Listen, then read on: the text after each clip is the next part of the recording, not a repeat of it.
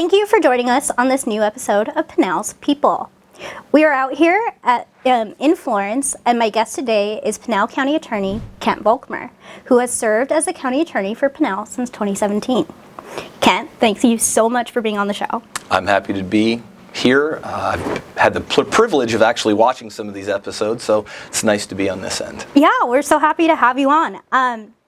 So to get started today, could you share a little bit with our audience who might not be familiar with you, a bit about your background and your story? So I was born and raised in Ohio. I moved out here after graduating law school about 18 years ago now.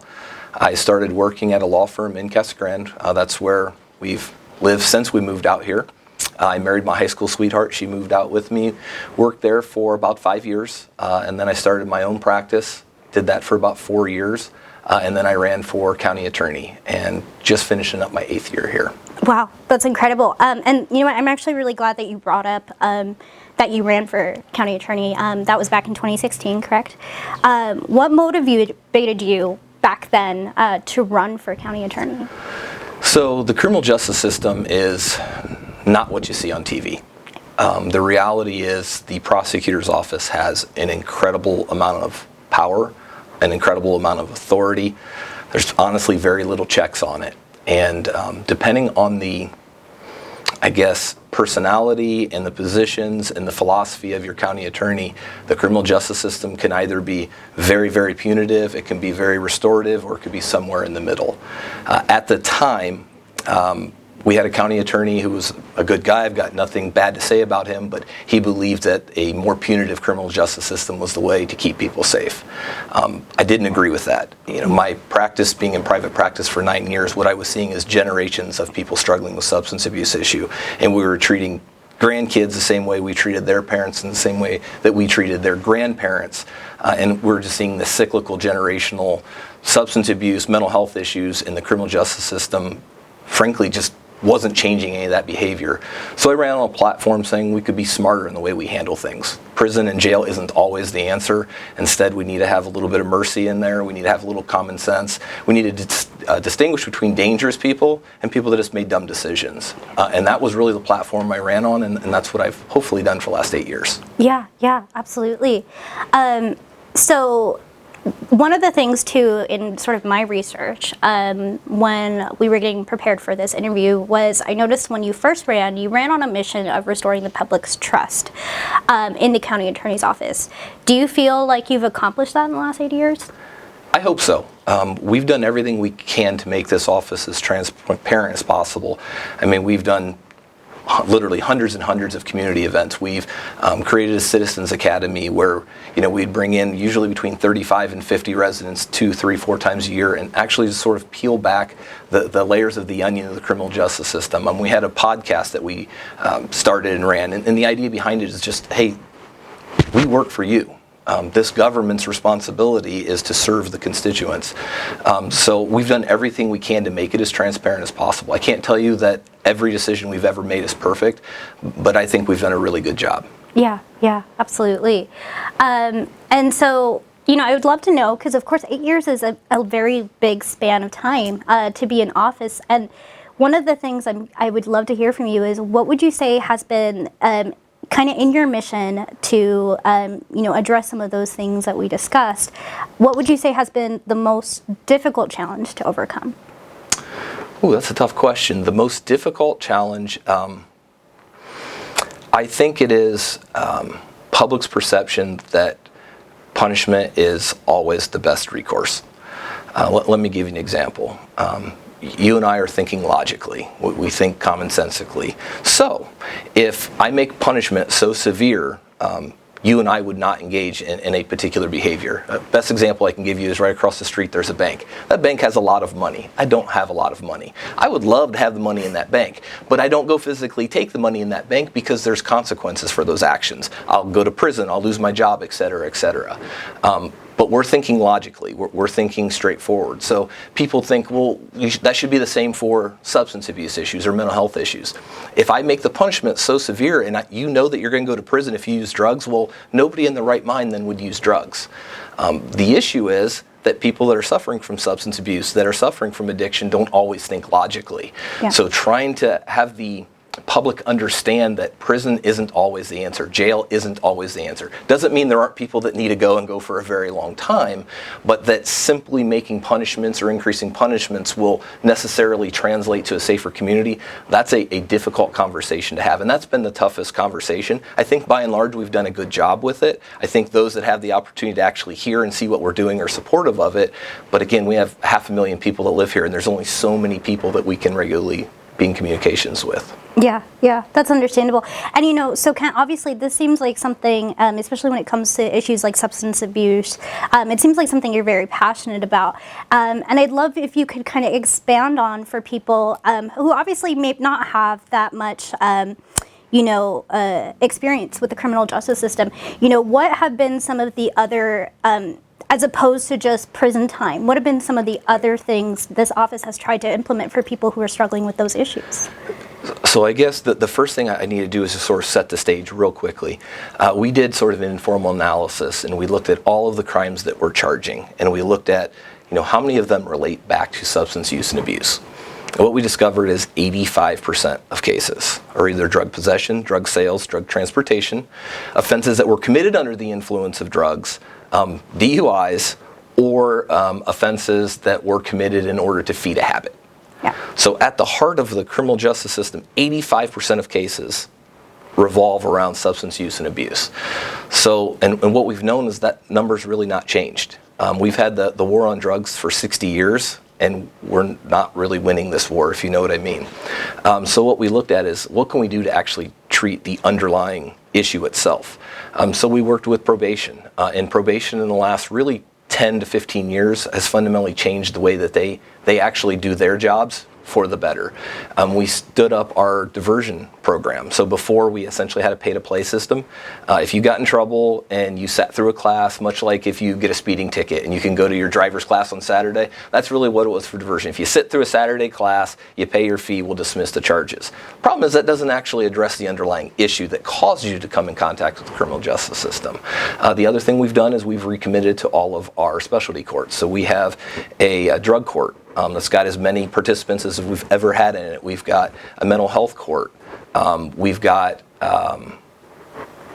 substance abuse, mental health, and I'm missing one other, veterans court. Mm-hmm. And we've really sort of focused on those people that maybe need a little additional help but don't need to go to prison.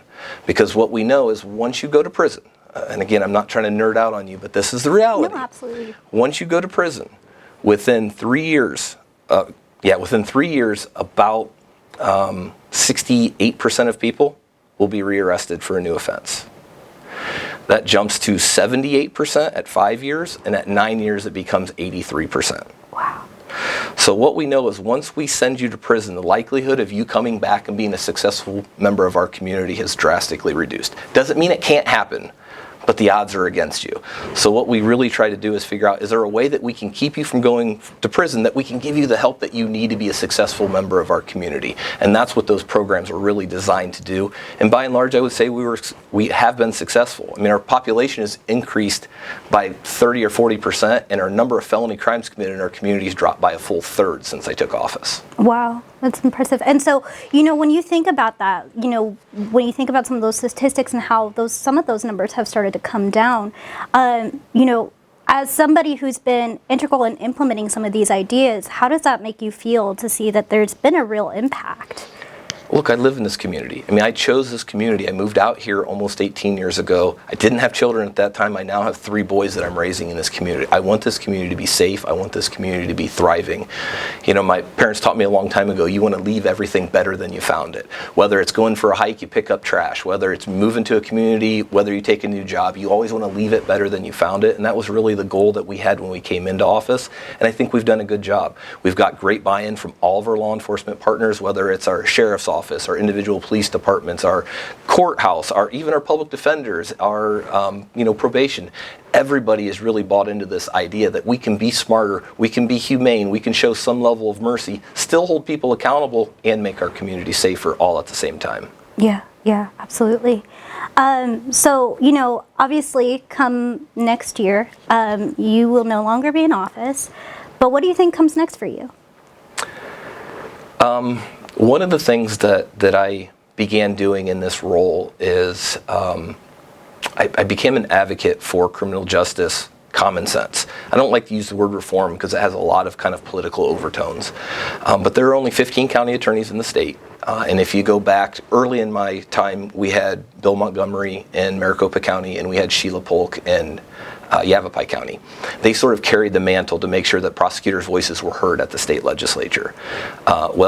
Bill ascended to the Supreme Court. Sheila's retired, and I've been one of the primary voices at our state legislature. So during legislature when they're in session, I'm probably at the State House 1 to 2 times a week, meeting with legislators, meeting with lobbyists, just answering questions and trying to figure out how we can make the criminal justice system a smarter, better, more efficient system.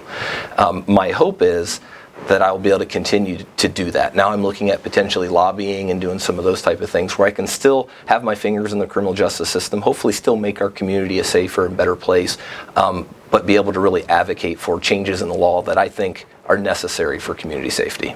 Yeah. And so for, individuals out there, obviously the election's coming up, who maybe just, they grew up with a specific idea about the criminal justice system, or, that's kind of been their experience, it's what they've been told. What would you say to people to help them understand why this idea of, criminal justice kind of common sense, like you were saying, is important? So in today's day and age, there's very few people that don't have a family member or know somebody that has a family member that either has a substance abuse issue or has a mental health issue. I mean, it's exceedingly rare that you just don't have contact. And I think the overriding position always is, Johnny's a good guy, except when he's high. Yeah. Susie's wonderful, except when she's in one of her moods, vice versa, whatnot. And really, what we try and do is humanize it. Instead of seeing it as a number, instead of seeing it as a disease, instead of seeing it as a story that you see in the newspaper, you see on TV, think about the humanity of that person, and isn't it better that we try and help that person? Because that person isn't just a statistic, they're not just a number. They're a mother, they're a father, they're a brother, they're a sister, they're a son, they're a daughter, aunt, uncle, they're a member of our community, and if we can help them to be successful, it makes for a better community. We as taxpayers aren't required now to cover, it's $35,000 to $38,000 to keep somebody in prison. Mm-hmm. And then if they have children, then we are left footing the tab for their children because they're going into the system, and suddenly now we've got foster care money and we've got DES money and all of that. Instead, it's better that we make people self-sufficient and self-sustaining. And if we look at humanity and we look at individual people as opposed to problems, I think it's a whole lot easier to understand what we're doing and why. Yeah.